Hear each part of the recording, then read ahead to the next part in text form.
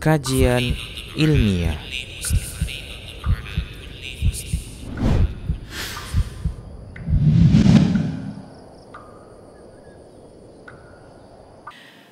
Assalamualaikum warahmatullahi wabarakatuh. Innal hamdalillah nahmaduhu wa nasta'inuhu wa nastaghfiruh wa na'udzu billahi min shururi anfusina wa sayyiati a'malina may yahdihillah fahuwal muhtad wa may yudlil falan tajida lahu waliya mursyida. Asyhadu an la ilaha illallah wahdahu la syarika lah wa asyhadu anna Muhammadan abduhu wa rasuluh alladzi la nabiyya ba'dah. Wa qala Allah subhanahu wa ta'ala ya ayyuhalladzina amanu taqullaha haqqa tuqatih wa la tamutunna illa wa antum muslimun. Ya ayyuhalladzina amanu taqullaha wa qulu qawlan sadida yuslih lakum a'malakum wa yaghfir lakum dhunubakum wa man yuti'illaha wa rasulahu faqad faza fawzan 'azima. Ya ayyuhan nasu taqu rabbakumul ladzi khalaqakum min nafsin wahidah wa khalaqa minha zawjaha wa batha minhuma rijalan katsiran wa nisaa'a wattaqullaha alladzi tasaaluna bihi wal arham innallaha kana 'alaikum raqiba. Amma ba'du, inastaqal hadithi kitabullah wa khairal hadi hadi Muhammad sallallahu alaihi wasallam wa syarrul umur muhdatsatuha wa kullu muhdatsatin bid'ah wa kullu bid'atin dhalalah wa kullu dhalalatin finnar. Ikhwah rahimani Allah wa iyyakum, sebelum kita mulai, isya jam berapa? 19.39. Ikhwah, ketika kita bicara terkait dengan pendidikan anak, kita harus mengetahui apa target pendidikan itu. Ada orang tua itu punya target pendidikan. Dia ingin anaknya ini nanti besar akan menjadi seorang pejabat. Dari kecil dia sudah membiasakan, menanamkan pentingnya menjadi seorang pejabat. Jika dia ingin anaknya menjadi seorang dokter misalnya, maka sejak kecil dia sudah tanamkan akan keinginan tersebut.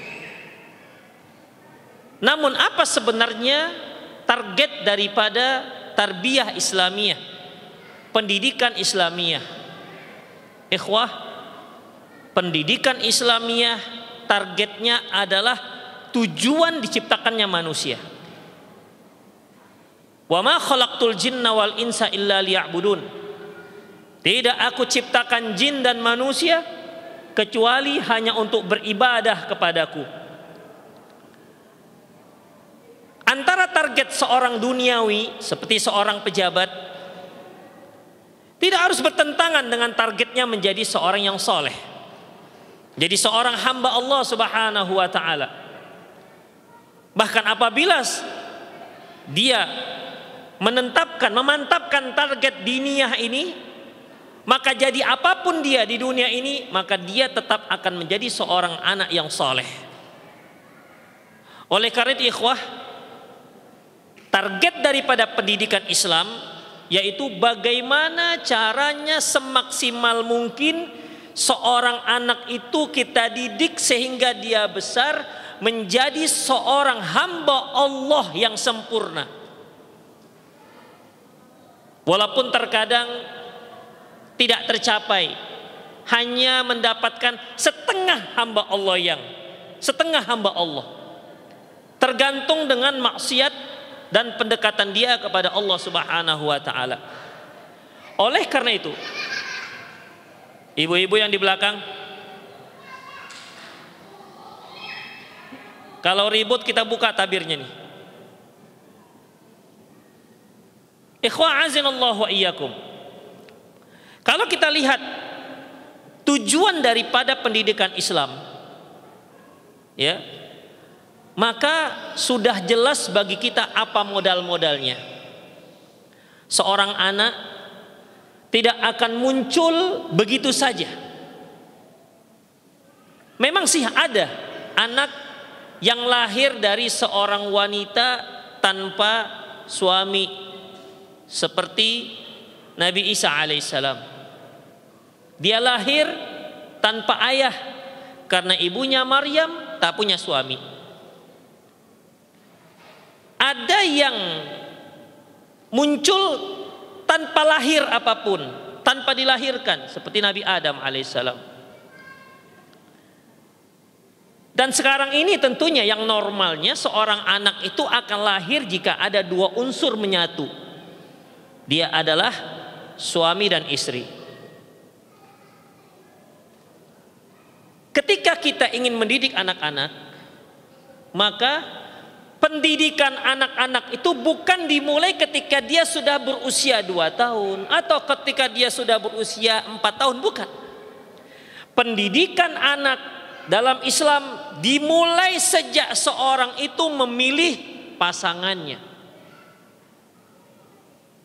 Seorang laki-laki apabila dia ingin mendapatkan seorang anak yang soleh dan solehah, maka dia mulai dari memilih seorang akhwat yang solehah yang akan menjadi ibu bagi anak-anaknya.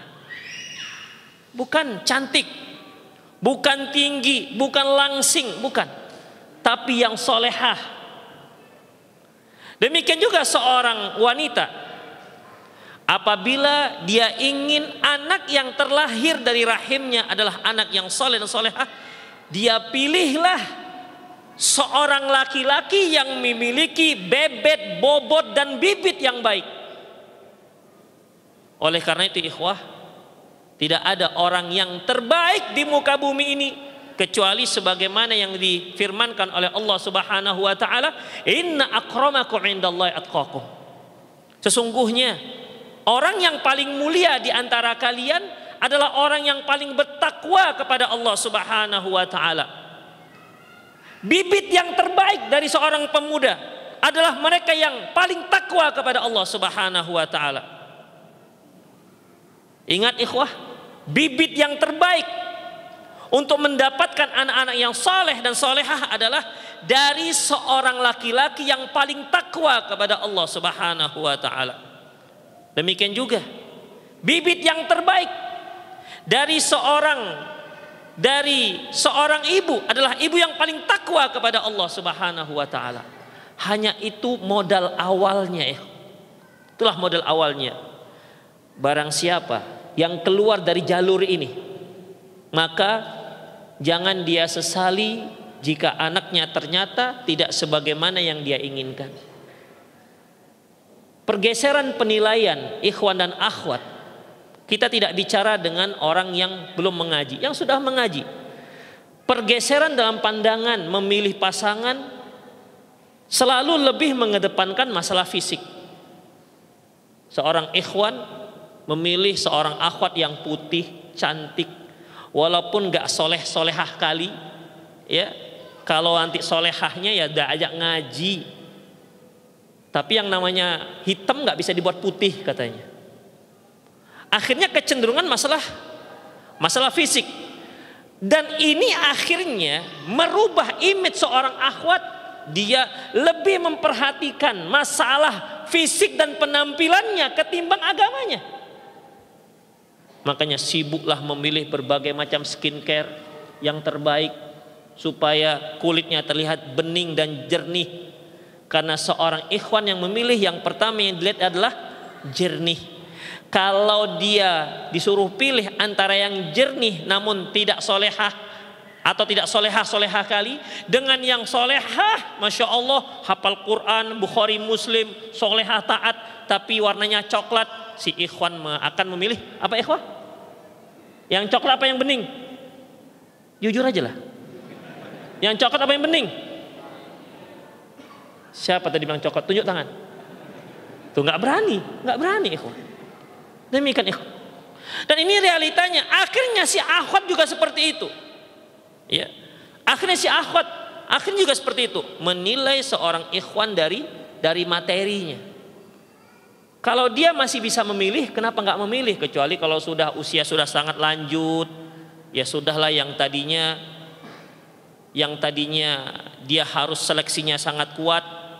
Terakhir ya apa adanya lah, yang penting ada. Namun ini merupakan sebuah pergeseran, dan itu akan terkait nanti dengan apa ikhwah? Dengan pendidikan anak. Makanya ikhwah azinallahu wa iyyakum, pendidikan dasar anak tak terlepas dari calon ibu dan calon ayah dari si anak. Rasulullah sallallahu alaihi wasallam mengatakan, kullu mauludin yuladu al fitrah. Setiap anak yang lahir itu terlahir di atas fitrah, suci. Fa abawahu yuhawidanihi wa yumajjisanihi wa yunassiranihi. Kedua orang tuanya lah yang yuhawidanihi, membuatnya menjadi Yahudi, wa yunassiranihi, membuat dia menjadi Nasrani, wa yumajjisanihi, dan membuat dia menjadi Majusi. Enggak ada disebutkan wa yusallimanihi, kan enggak ada. Yang menjadi dia seorang muslim, kan enggak disebutkan. Karena pada dasarnya anak itu lahir sudah ada dasar keimanan dalam dadanya. Ternyata yang merubah mereka adalah kedua orang tuanya, menjadi Majusi, Nasrani, atau Yahudi. Enggak disebutkan dalam hadis tersebut bahwasanya orang tuanya lah yang membuat dia menjadi seorang yang muslim. Enggak ada kan? Kenapa ikhwah? Itu sudah fitrah seorang anak. Jadi kalau kita melihat anak kita kok bandel, Masya Allah, susah diatur, ikhwah, maka yang pertama sekali yang harus kita introspeksi diri kita. Bukan si anak. Ya, bukan si anak. Diri kita.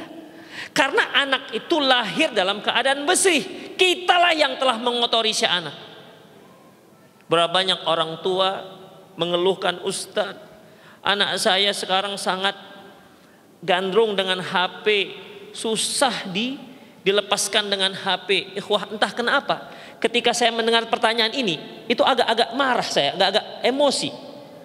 Karena anak itu tidak lahir bawa HP. Tak ada anak yang lahir bawa HP. Tak ada anak begitu lahir ada status, dia sudah ada akunnya. Kalaupun dia punya HP, terus dengan HP itu saja dia bisa menggunakannya? Tidak. Dia harus ada kuota. Siapa yang berinya? Orang tua. Demikian ikhwah rahimanallah wa iyyakum. Baik, oleh karena itu ikhwah, inilah modal dasar untuk mendapatkan anak yang soleh dan solehah, yaitu bagaimana dalam memilih pasangan. Oleh karena itu dengan sangat tegas Rasulullah mengatakan, tungkahun nisa li arba'in. Wanita itu dinikahi dikarenakan 4 hal. Pertama, li jamaliha, dikarenakan kecantikan. Betul, silahkan antum memilih seorang wanita dikarenakan kecantikannya. Boleh, boleh, halal, sah nikahnya, sah. Tapi kalau hanya itu, ingat resiko nanti untuk pendidikan anak-anak. Wali maliha, dikarenakan si wanita tersebut adalah anak orang yang kaya. Masya Allah, dia dapat calon seorang wanita, seorang akhwat yang punya supermarket 3, kapal tanker 6, Masya Allah.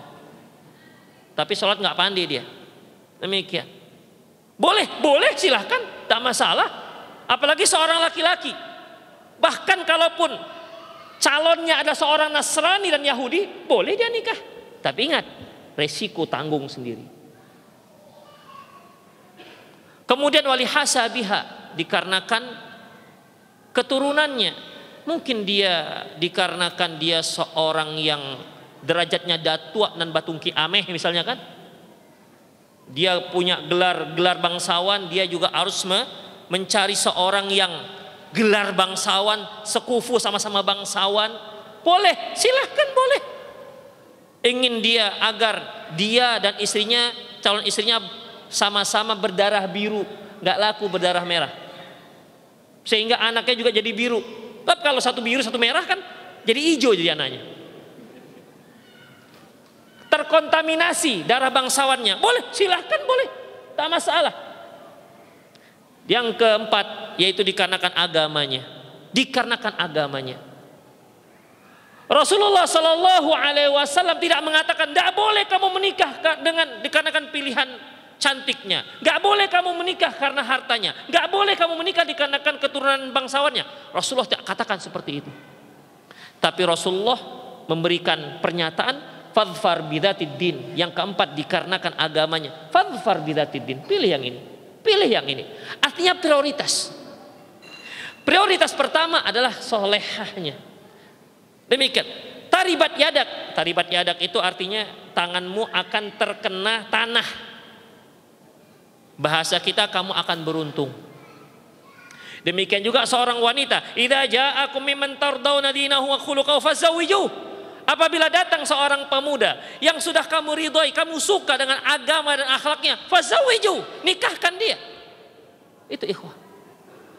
Ini dia konsep dalam memilih pasangan, dan ini akan sangat besar pengaruhnya terhadap anak-anak yang lahir dari mereka berdua. Karena dari seorang ibu dan ayah yang soleh solehah, ikhwah, bukan setelah anaknya lahir, tapi ketika seorang laki-laki yang soleh meletakkan bibit di rahim seorang wanita yang solehah, itu sudah ada penjagaan-penjagaan. Makanya Rasulullah mengajarkan, ya, ketika seorang laki-laki mendatangin istrinya, ada penjagaan dari syaitan agar syaitan tidak mengganggu dia. Apa doanya? Seorang suami ketika mendatangi istrinya, apa doanya? Antum udah bersuami, beristri? Apa? Bismillah, gitu aja. Antum udah nikah? Tahu doanya? Tapi sudah hafal? Belum. Sampingnya udah hafal? Antum? Udah nikah belum? Hah? Iya, saya tanya, udah nikah belum? Apa doanya? Iya, apa artinya, akhi? Sampingnya, antum pura-pura sibuk. Hei, jangan pura-pura sibuk. Apa artinya? Apa artinya, akhi? Sampingnya, belakangnya. Sampingnya. Apa artinya? Allahumma jannibish syaitan wa jannibish syaitan ma razaqtana. Pak, sampingnya Pak. Allahu Akbar. Ada yang mengatakan ketika, ada nggak yang baca ketika dia mendatangi istrinya, Allahumma inni a'udzubika minal khuzul khaba'is? Ada? Itu kan artinya juga perlindungan dari setan, agar nggak diganggu setan. Apa artinya sih? Astaghfirullahalazim. Ini kalau anak nakal-nakal lahirnya, astagfirullah, jadi kerjaan para ustadz jadinya. Apa sih? Bukan doa masuk WC. Doa ketika seorang suami mendatangi istrinya. Allahumma jannibish syaitan, apa artinya, ikhwah? Ya Allah, jauhkan. Allahumma jannibna syaitan. Ya Allah, jauhkan kami dari syaitan. Wa jannibish syaitan ma razaqtana, dan jauhkan syaitan dari apa yang Engkau anugerahkan kepada kami. Ikhwah, coba lihat ini. Ketika seorang suami meletakkan bibit pertamanya di rahim istrinya, doanya, ya Allah, jauhkan kami dari syaitan, dan jauhkan kalau seandainya hasil dari hubungan ini ada rezeki dari Allah Subhanahu wa taala, jauhkan juga dia dari syaitan. Ikhwah, biang kesesatan, biang keburukannya setan. Makanya kita itu diminta oleh Allah, kita minta kepada Allah berlindung dari syaitan. Demikian ikhwah rahimanallah wa iyyakum. Ketika ibunya Maryam melahirkan Maryam, apa katanya? Wa inni uidzuha bika wa dzurriyyataha minasyaitonir rajim. Ya Allah, aku mohon perlindungan Engkau untuk dia dan untuk anak keturunannya dari syaitan yang terkutuk. Itu ikhwah. Itu seorang yang saleh. Ya. Awal peletakan bibit saja dia sudah mohon pada Allah Subhanahu wa taala untuk melindungi anak-anaknya dari syaitan. Kenapa, ikhwah? Kita secara teori pasti kalah dengan syaitan. Pasti kalah. Ya. Secara teori kita kalah dengan syaitan. Syaitan itu punya pengalaman yang luar biasa. Dia sudah berhasil menyesatkan orang-orang alim, sudah berhasil menyesatkan orang-orang yang ahli ibadah. Jadi dia banyak sekali pengalaman. Di atas kertas kita pasti salah. Makanya ikhwah, a'azanallahu wa iyyakum, kita mohon perlindungan dari Allah pada Allah Subhanahu wa taala untuk anak-anak kita. Itu merupakan modal ikhwah. Ya. Kemudian setelah dia lahir, begitu dia lahir, ya, kita doakan lagi dia, ya Allah, lindungilah dia dan keturunannya dari syaitan yang terkutuk. Kemudian ikhwah, setelah dia lahir, kita doa kepada Allah untuk melindungi dia, maka mulailah kita harus memiliki karakter seorang pendidik. Apa karakter seorang pendidik ikhwah? Karakter seorang pendidik yang pertama yaitu dia harus ikhlas karena Allah Subhanahu wa taala. Bukan dikarenakan dia ingin agar anaknya hafal Quran supaya orang-orang mengatakan, wah, anak Ustadz Fulan hafal Quran, hebat, sukses. Bukan. Tapi dikarenakan Allah Subhanahu wa taala. Dikarenakan mengharapkan ridho Allah Subhanahu wa taala. Kembali dengan titik awal kita tadi. Wa ma khalaqtul jinna wal insa illa liya'budun. Tidak aku ciptakan jin dan manusia kecuali hanya untuk beribadah kepadaku. Makanya kalau kita mendidik anak bukan dikarenakan Allah, berarti kita tidak sedang beribadah kepada Allah Subhanahu wa taala. Ikhwah, kita mendidik anak itu ibadah. Ya. Kita mendidik anak itu ibadah kepada Allah Subhanahu wa taala. Makanya ibadah seperti ini harus disertai dengan keikhlasan, mohon ridho dari Allah Subhanahu wa taala. Itu yang pertama. Harus ikhlas karena Allah Subhanahu wa taala. Kemudian apa lagi ikhwah? As-sidq. Harus jujur. Jangan sampai anak kita melihat kita itu berdusta. Terkadang kita menganggap anak-anak kita ini karena masih kecil, gampang kita bohongin. Ada jenis anak-anak itu yang Masya Allah, pokoknya kalau sudah orang tuanya mau meninggalkan rumah, dia nangis sejadi-jadinya. Maka orang tua pun mulai memakai trik-trik. Jangan nangis ya nak, nanti pulang papa bawain coklat. Si anak pun menunggu di depan pintu, putih matanya menunggu.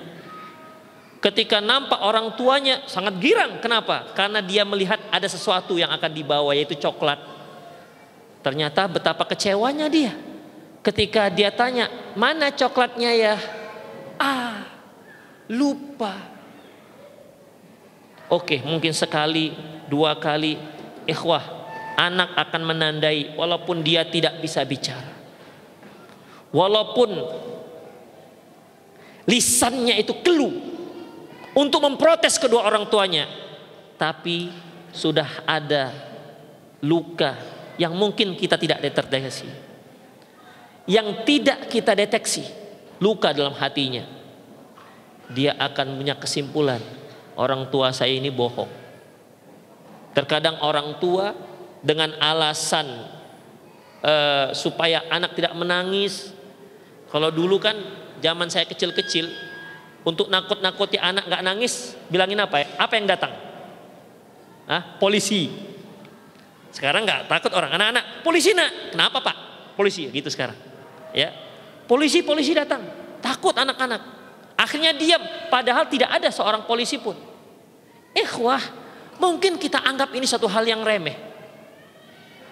Ingat, kalau kita tidak penuhi apa yang kita ucapkan, ingat ikhwah, itu akan menjadi garis hitam di hatinya. Makanya kita sebagai orang tua, terkadang kita ingin agar anak ini punya prestasi. Akhirnya kita tanpa mikir-mikir, nah kalau kamu hafal 10 juz, kita pergi umroh. Hafalannya 10 juz, piti tak ada. Makanya mikir ketika kita memberikan janji kepada anak-anak. Bilang sajalah kalau kamu hafal 5 juz nak, kita jalan-jalan ke Kampung Lalang. Aman, gak pakai biaya.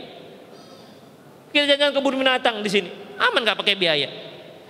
Demikian ikhwah. Atau belikan apalah. Demikian ikhwah. As-sidqu.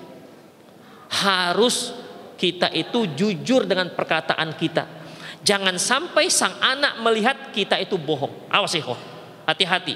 Kita, istri kita, jangan sampai membohongi anak.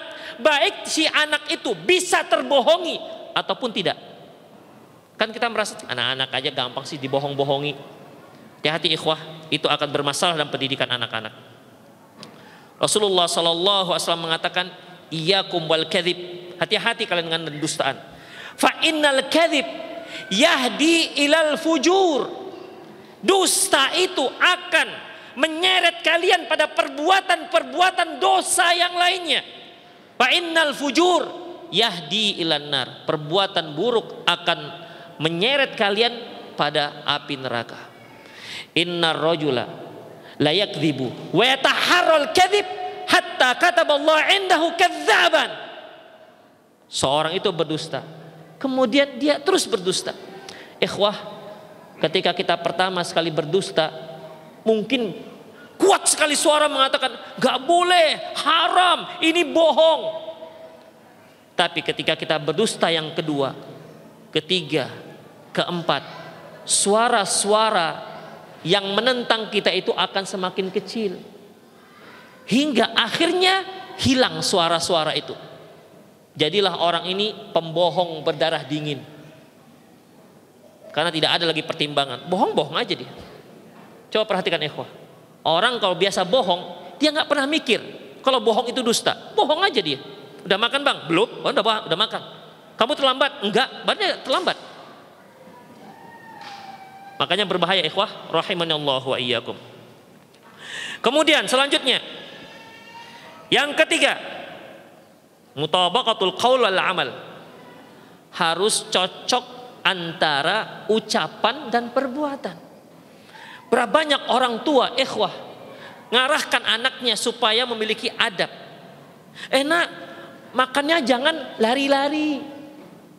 Orang tuanya dia lihat makan bonbon karet sambil main futsal, mengunyah macam mamah biak, macam lembu itu, sambil main futsal. Dia nggak sadar. Demikian, dia larang anaknya makan sambil jalan, dia sendiri makan sambil jalan. Ikhwah, ini naudzubillah, ini merusak pendidikan. Ya, merusak pendidikan. Si ibu mengatakan pada anak gadisnya, nak, janganlah terbuka auratmu, jangan ya nak ya, itu haram, Allah murka. Si emak ketika jemur di depan rumahnya, ketiaknya nampak. Memang jilbabnya panjang sampai lutut, tapi kan baju kaosnya sampai hanya bahu. Ketika menjemur, asli. Tidak disadari ikhwah. Berapa banyak para ummahat dia lebih rela tak terlihat wajahnya ketimbang terlihat kakinya. Padahal wajah itu tidak aurat. Ketika dia terpergok ikhwah, ya, yang itu pertama apa? Wajahnya, kaki betis gak ada masalah. Ini salah kaprah ikhwah. Seharusnya kakinya dulu yang dia prioritaskan, karena para ulama sepakat mengatakan kaki wanita itu aurat. Demikian ikhwah, ajarkan anak-anak kita untuk menutup aurat. Ibunya lah yang pertama sebagai barometer si anak. Uswatun hasanah. Kalau dia lihat emaknya asal-asalan dalam menutup aurat, maka anaknya juga akan asal-asalan. Oleh karena itu ikhwah, sangat penting yang namanya mutabaqatul qaul bil amal, yaitu harus cocok antara ucapan dan perbuatan. Makanya Allah mengatakan, ya, Allah Subhanahu wa taala mengatakan, ya ayyuhalladzina amanu lima taquluna ma la taf'alun. Wahai orang beriman, kenapa kalian mengatakan apa yang tidak kalian lakukan? Ikhwah, ini bukan hanya untuk para ustadz. Ini ayat untuk semua kita. Dimanapun level kita. Kita sebagai anak, kita sebagai orang tua, kita sebagai suami, kita sebagai istri, kita sebagai guru, sebagai ustadz. Ayat ini berlaku untuk semua orang. Antum punya teman, antum katakan pada teman antum, kita kalau sholat itu janganlah terlambat. Ini kan ucapan nih, ya kan? Ucapan. Dia akan lihat kita terlambat apa tidak sholatnya. Kalau dia lihat kita terlambat, maka kekuatan dakwah kita itu jadi tipis. Kenapa? Hanya bisa ngomong. Demikian juga kita dengan anak-anak kita. Ayo nak, sholat yuk. Bapak, Abi nggak sholat. Aduh, Abi sibuk kali. Udahlah, kamu utusan perwakilan ayah ya di masjid. Tidak bisa seperti itu, ikhwah. Ya, kitalah orang yang pertama yang terdepan ketika mengamalkan sunnah Rasulullah Sallallahu Alaihi Wasallam. Ketika kita ingin anak-anak kita lembut, kitalah harus orang pertama menjadi orang yang lembut pembicaraannya. Jangan sampai kita ingin anak kita santun ucapannya, lembut ucapannya, tapi kita telah mengajarkan pada mereka ucapan-ucapan yang kasar. Ikhwah, ini kan namanya jauh panggang dari api. Yang ucapan yang pertama yang dia rekam dari kita, ucapan-ucapan yang dia rekam dari seorang anak, itu dari ucapan kita. Makanya berapa banyak orang tua ketika dia menggunakan kosakata yang kasar sebenarnya, ya walaupun saya nggak katakan haram, tapi ya kurang layak. Seperti antum katakan ke anak-anak, berak. Bagus tuh berak. Udah berak kau nak. Udah berak kau nak. Cocok kira-kira itu. Memang sih jadi haram Ustaz. Bukan haram dek, bukan haram. Ya, tapi kurang layak lah kalau kita sudah ngaji. Lama kali pun berak kok. Astagfirullah. Itu kan bukan caci maki, ikhwah. Beda lagi kalau caci maki. Kenceng di mana kok nak? Astagfirullah. Ikhwah yang begini-begini udah usah lah. Kita hapus, skip dari ucapan di rumah tangga kita. Ya, kita skip. Kita hapus. Cari ucapan yang lain. Ya, cari ucapan yang lain yang lebih baik. Seharusnya kita begitu, ikhwah. Apalagi sampai ucapan-ucapan yang memang penghinaan. Anak kita kurang bisa menangkap pelajaran. Kau ini nak ya, bodohnya minta ampun lah kau nak. Kadang-kadang lebih parahnya dinisbatkan kepada ibunya. Persis seperti ibumu memang. Ya. Jadi bukan anaknya saja dicaci, emaknya sekalian. Itu masih mendingan. Sepertinya keturunan nenekmu ini. Begitulah ikhwah. Ya. Kita sebagai orang tua, ketika kita menyuruh sesuatu, maka kitalah orang pertama yang melakukannya. Adab apapun, perbuatan apapun, syariat apapun. Misalnya kita katakan pada anak kita adab makan misalnya. Nak, kalau makan janganlah berlebih seperti ini. Ya, jangan berlebih seperti ini, berserak. Ya kan, banyak rimahnya. Kita tunjukkan. Ketika kita katakan, nak dijilat jarimu, karena ini merupakan adab ataupun sunnah Rasulullah. Idza akala ahadukum fala yatamassah yadahu bil mindil. Apabila salah seorang kalian makan, jangan dia bersihkan tangannya dengan tisu atau serbetnya, hatta yal'aqwa haw yuliqaha, sampai dia jilat atau dia minta jilatkan. Dilihat orang tuanya segan mau menjilat tangannya, karena dalam pikirannya ini macam orang Badui, tangan saja begitu. Ya janganlah vulgar kali seperti itu jilatnya. Demikian ikhwah. Artinya setiap syariat yang kita lakukan, kita perintahkan pada anak kita, yang kita larang dan yang kita suruh, kitalah orang terdepan yang melakukannya. Ingat itu. Kalau ternyata kita suruh, dia melihat kita nggak melakukan. Kita larang, ternyata dia lihat kita yang melakukannya. Ingat, itu akan merusak tarbiyah mereka. Pandi ngomong aja nih bapak ini. Demikian ikhwah, itu yang harus kita perhatikan. Jadi jangan dikira bahwasanya ayat ini untuk para ustadz. Ya, bukan untuk para ustadz, untuk seluruh kaum muslimin. Ya, Allah katakan, kabura maqatan indallahi an taqulu ma la taf'alun. Allah murka terhadap dirimu, engkau mengatakan apa yang tidak engkau lakukan. Kemudian ikhwah, selanjutnya al-adlu wal musawat. Kita harus bersikap adil dengan anak-anak kita. Mungkin para ikhwah pernah mendengar sebuah kisah, ya, kisah di mana Nu'man bin Bashir ingin memberikan sebagian hartanya, Nu'man ingin memberikan sebagian hartanya kepada Bashir anaknya. Lantas ibunya umroh mengatakan tidak mau menerima pemberian tersebut hingga Rasulullah yang menjadi saksi. Lantas ketika Rasulullah SAW didatangkan, Rasulullah berkata, apakah engkau berikan ini kepada anak-anakmu yang lain? Ternyata tidak. Apa kata Rasulullah SAW? Ittaqullah i'dilu baina auladikum. Bertakwalah kamu kepada Allah, bersikap adillah terhadap anak-anak kalian. Dalam sebuah hadis ikhwah, ketika ada seorang sahabat, dia punya anak laki dan perempuan. Tiba-tiba datang anak lakinya, di pangkunya di sebelah kanan diciumnya. Tak lama kemudian datang anak perempuannya, di pangkunya tapi tak diciumnya. Rasulullah ingatkan orang ini. Kenapa ketika anak laki-lakimu kamu cium, ketika anak perempuanmu kamu gak cium? Ini menunjukkan keadilan. Ya, keadilan. Mungkin bagi kita apalah arti sebuah ciuman? Ikhwah, ciuman itu merupakan sebuah kasih sayang, ungkapan kasih sayang kepada anak-anak kita. Ya, anak-anak akan melihat, kenapa ya abang saya dicium, saya nggak pernah dicium. Ya, ini adalah contoh kecil dari sikap adil ikhwah azinallahu wa iyyakum. Allah katakan, i'dulu huwa aqrabu littaqwa. Bersikap adillah karena itu akan lebih dekat pada ketakwaan. Kemudian ikhwah azinallahu wa iyyakum, selanjutnya yaitu at-tawadhu.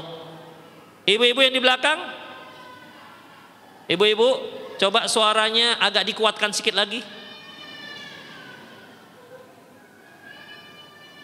Masya Allah. Baik, at-tawadhu. At-tawadhu ini ikhwah apa ya? Rendah hati terhadap anak-anak. Berapa banyak orang tua ketika dia datang, anak-anaknya takut. Seolah yang datang itu adalah buto hijau, warnanya hijau yang siap menggigit siapapun. Astagfirullah. Ya, bagaimana mungkin orang tua bisa dekat dengan anaknya kalau dia bersikap arogan seperti itu? Ya, terkadang ikhwah atas nama adab, agar anak-anak tidak ngelunjak, ada yang bersikap seperti itu. Aqra bin Habish, dia waktu itu di dekat Rasulullah Sallallahu Alaihi Wasallam. Tiba-tiba datang cucu beliau, dicium oleh Rasulullah SAW cucunya. Aqra bin Habish merasa heran. Apa katanya? Ya Rasulullah, innali asyara banin. Ya Rasulullah, saya punya 10 anak laki-laki. Ma qabbaltu minhum ahadan. Tak ada yang pernah kucium. Kenapa demikian ikhwah? Karena kalau orang Arab Badui, ya, mereka memahami kalau mencium anak itu sebagai apa ya? Sebagai tanda lemahnya, turunnya wibawa orang tua. Ya, ini salah. Makanya Rasulullah SAW mengatakan, "Man la yarham la yurham."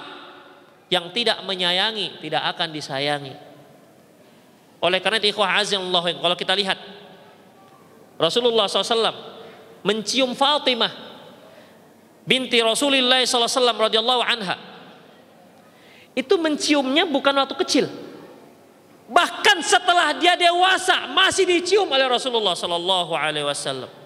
Makanya dalam sebuah riwayat, ya, apabila Fatimah datang ke rumah Rasulullah, Rasulullah bangkit dari tempat duduknya, Rasulullah sambut, Rasulullah cium, Rasulullah pegang tangannya, kemudian dipersilakan di tempat duduk beliau, dicium oleh Rasulullah.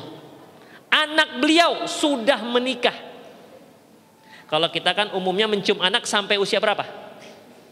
2 tahun, 3 tahun. Kalau sudah masuk SD kan udah amis ya kan? Sudah mulai amis masalahnya. Demikian. Kalau mamanya sampai berapa tahun? Demikian ikhwah. Ternyata Islam tidak begitu. Sampai dia dewasa boleh dicium. Ya, boleh dicium. Itu anak kita ikhwah, putri kita. Makanya dalam Islam itu sikap kepada anak perempuan beda dengan anak laki-laki. Ya. Sampai Rasulullah mengatakan, mani betala salah subanatin. Barang siapa yang diuji oleh dengan diberi 3 anak perempuan. Bayangkan.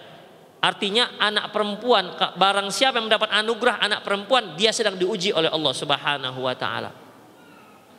Itulah dia. Itu masih dari sisi ciuman ikhwah. Belum lagi dari sisi pemberian. Harus bersikap adil ya. Harus bersikap adil, kemudian tawadhu kita terhadap anak-anak. Ikhwah, kalau antum punya anak sudah SD misalnya, sudah ngomong, pintar ngomong, ada masalah, dia tidak bicara dengan antum dan tidak bicara dengan istri antum, itu alamat yang merupakan anak ini akan bisa hanyut. Kenapa? Dia akan cari orang lain yang bisa mendengarkan curahan isi hatinya. Makanya ikhwah, ya, dekatkan kita dengan anak-anak kita, supaya kitalah orang pertama yang mendengar masalah dia. Kita sebagai orang tua ikhwah, tidak ada orang yang lebih menyayangi selain orang tua. Berapa banyak anak-anak gadis ketika dia mendapatkan cinta dari seorang pemuda, dia serahkan jiwa dan raganya, dia bisa pergi kemana saja dengan si pemuda tersebut, lupa dengan jasa orang tuanya. Sejak dia hamil, sejak dia mengandung sampai melahirkan hingga dia dewasa, lupa semua jasa-jasa tersebut. Gara-gara apa? Gara-gara seorang pemuda. Kenapa sampai seperti itu ikhwah? Karena dia tidak mendapatkan cintanya dari orang tuanya. Itu ikhwah.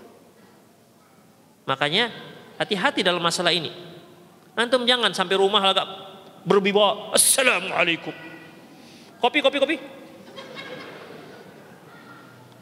Gaya-gaya apa macam buto hijau. Demikian, tidak usah sosok wibawa. Siapapun antum, jenderal antum, ketika antum masuk rumah antum, buka semua jenderal-jenderal antum ustadz kandang, keluarkan semua itu. Sampai di rumah Anda adalah seorang ayah yang penyayang. Jangan berlaga. Nah, tahu nggak siapa ayah? Tahu nggak? Ustadz sejuta ummahat.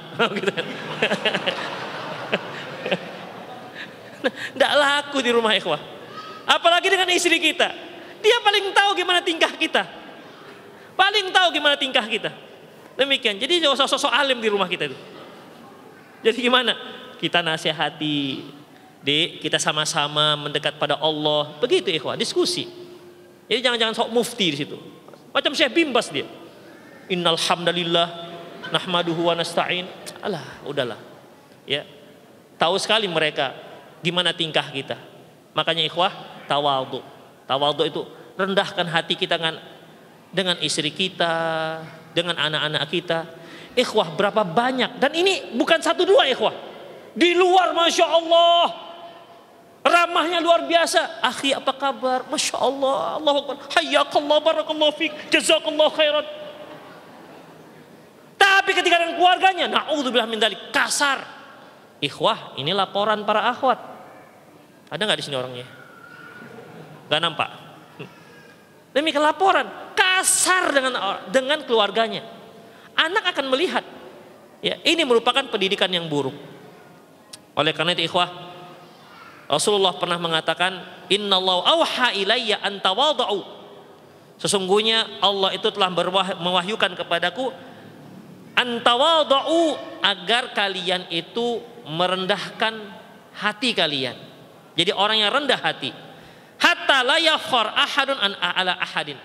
Hingga tidak ada seorang pun yang boleh berbangga di atas orang lain, membangga-banggakan diri di atas orang lain, tak dibolehkan. Apalagi dia anak kita, apalagi dia adalah istri kita, tak dibolehkan. Ikhwah, azinallahu wa iyyakum. Ibu juga demikian, dia harus bersikap dekat dengan anak-anaknya. Tapi ikhwah, kalau ibu, ya kita tidak bisa tampik lah mereka orang yang dekat dengan anak-anaknya, walaupun terkadang tidak pandai berkomunikasi dengan anak-anaknya. Ya, makanya apa ikhwah? Makanya Apa kata Rasulullah sallallahu alaihi wasallam? Yang paling dibenci oleh Allah Subhanahu wa taala yaitu uququl ummahat. Uququl ummahat yaitu durhaka kepada para ibu. Memang kita gimana? Memang enggak durhaka? Anak kalau kita durhaka, dia durhaka dengan ayahnya, kan dikatakan durhaka juga, dosa besar juga.